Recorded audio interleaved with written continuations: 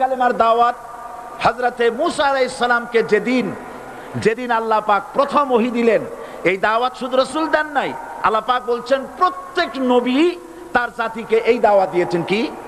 আল্লাহ রাব্বুল আলামিন বলেন সকল নবী তার কওমকেই বলে দাওয়াত দিয়েছেন, ইয়া কওমি ইবুদুল্লাহা মা লাকুম মিন ইলাহিন গায়রু।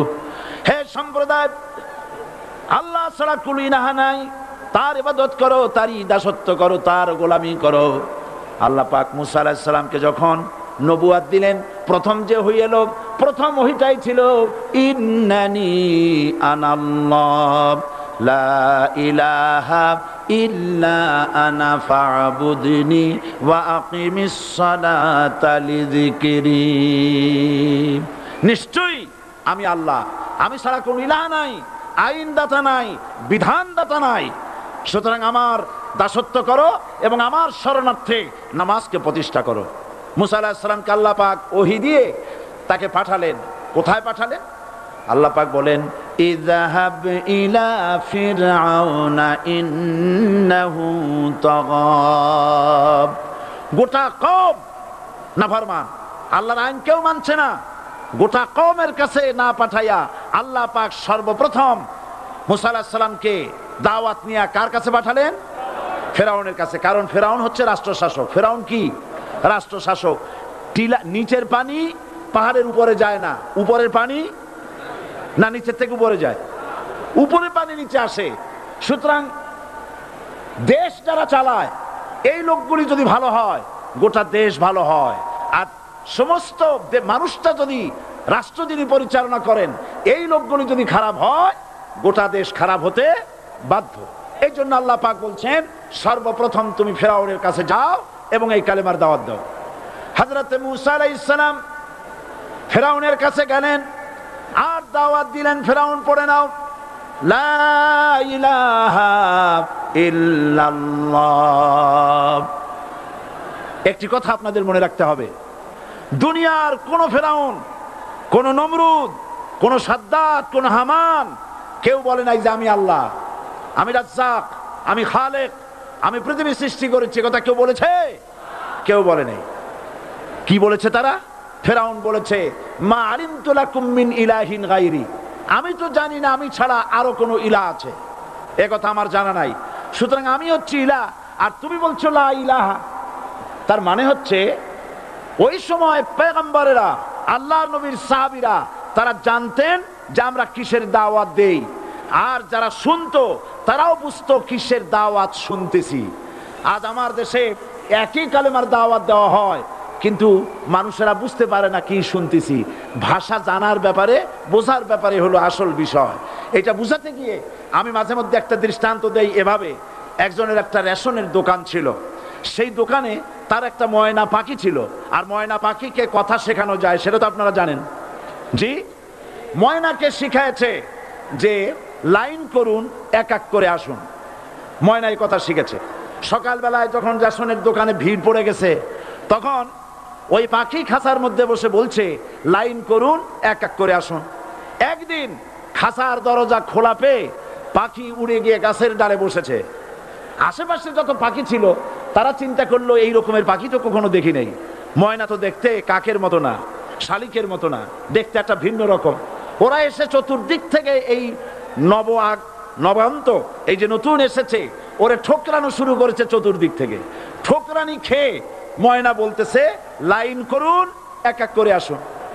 এখন ময়না তো বোঝে না যে কি বলতেছি, আর যে পাখিরা ঠোকরাচ্ছে তারাও তো বোঝে না যে কি শুনতেছি। ময়না যদি বুঝতো যে আমি কি বলি, সবাই মিলে ঠোকরায়, তাই জান বাঁচে না। লাইন করে ঠোকরাইনি তো কলজে যাবে, সব ঠোঁটে ঠোঁটে চলে বুঝে নাই। আমাদের অবস্থা তাই হয়েছে। সুতরাং এই কালেমার দাওয়াত যখন হযরতে মূসা আলাইহিস সালাম দিলেন, ফেরাউন বলল আমি তো জানি না যে আমি ছাড়া আরো কোন ইলাহ আছে, আইনদাতা তো আমি, তুমি নতুন কোথা থেকে আইনদাতা নিয়ে আসছো?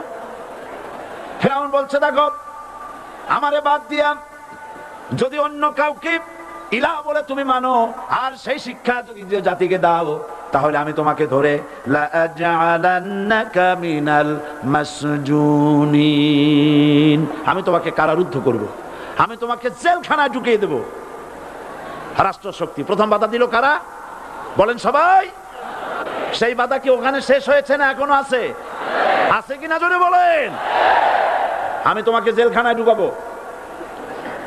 হযরত মুসা আলাইহিস সালাম বলেন ফেরাউন রে, জেলের ভয় আমি করি না, আমার কি জেলের ভয় দেখায়া লাভ নাই, আমি আল্লাহ পাকের পয়গম্বর হযরত মুসা আলাইহিস সালাম। ফেরাউনের দলবল আছে, লোক লস্কর আছে, তার অস্ত্রের অভাব নাই। আল্লাহ রাব্বুল আলামিন মুসা আলাইহিস সালামের কাছে একটা অস্ত্র দিয়া দিলেন। দিছিলেন কিনা? আল্লাহ পাক হযরত মুসা কি বলেছেন, ওয়া মা তিলকা বিয়ামিনিকা ইয়া মুসা। মুসা রে, তোমার হাতে ওটা কি? মুসা আলাইহিস সালাম বললেন এটা লাঠি। আল্লাহ পাক বললেন ফেলে দাও লাঠি। লাঠি ফালায় দিলেন। কি হয়ে গেল? হিয়া হাইয়াতুন তাসআ। লাঠি হয়ে গেল। এখন লাঠি পড়ে সাপ হয়ে গেল। সাপ দেখে নবী হোক, ওলি হোক, সাবি হোক আর আলেম হোক, সাপ দেখলে ভয় করে না মানুষের? মুসা আলাইহিস সালাম ভয় পাইছে। আল্লাহ রাব্বুল আলামিন হযরত মুসাকে শোনায় দিলেন, খুযহা ওয়া লা তাখাফ সানুঈদুহা সিরাতাহাল উলা। খোঁজ, ধরো, লা তাখাফ, ভয় পেও না। আল্লাহ বলছেন ধরো, ভয় পেও না। ধরার সঙ্গে সঙ্গে স্বাভাবিক অবস্থায় ফিরে আসবে, আবার লাঠি হয়ে যাবে। এখন আল্লাহ বলছেন ধরো। মুসা আলাইহিস সালাম কি ভয় পাওয়া উচিত হবে? উচিত হবে? মুসা আলাইহিস সালাম কি ভয় পাইছিলেন? কারণ হচ্ছে এই দুশমনের শক্তিটা খুব বড়ই দেখা যায়, মনে হয় যেন অনেক বড় কি জানি কি। আল্লাহ পাক বলছেন ইন্না কাইদা শায়তানে কানা দাঈফা। শয়তানের চক্রান্ত যতই তুমি মনে করো অনেক ষড়যন্ত্রের জাল বিস্তার হয়ে আছে, আল্লাহ কয় কিছুই না, দাঈফা, অত্যন্ত দুর্বল। আল্লাহ পাক বললেন ধরো। মুসা আলাইহিস সালাম সাপ ধরলেন, সঙ্গে সঙ্গে লাঠি হয়ে গেল। ফেরাউন বরদাস্ত করলো না। রাষ্ট্রশক্তির পক্ষ থেকে আক্রমণ শুরু হলো। অপরাধ কি? মুসা আলাইহিস সালামের অপরাধ কি? কি অপরাধ? মাশাআল্লাহ, বুঝতে পেরেছেন। অপরাধ হচ্ছে তিনি বলেছেন লা ইলাহা, জোরে বলেন লা ইলাহা ইল্লাল্লাহ। এই কালেমাকে আজ আমরা ভিক্ষার বুলি বানাইছি। এটা হলো সার্বভৌমত্বের বুলি, এটা হচ্ছে আল্লাহ পাকের সার্বভৌমত্বের কথা।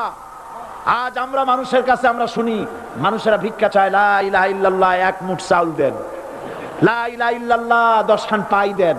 এই হচ্ছে কালেমার জিকির। আবার কেউ কেউ জিকির করতেছে লা ইলাহা আস্তে, ইল্লাল্লাহ জোরে, এমন জোরে কলব সাফ করে, কলব তাতে থাকলেও পারে গেলেও পারে। এই কালেমার জার, এর আঘাত পয়গম্বররা মেরেছেন। হযরত মুসা আলাইহিস সালাম যখন বলেছেন লা ইলাহা ইল্লাল্লাহ, এই ধাক্কা ফেরাউন বরদাস্ত করতে পারে নাই। দরিয়ায় নীলের ভিতরে আল্লাহ পাক ডুবাইয়ে শেষ করে দিয়েছেন, দেন নাই?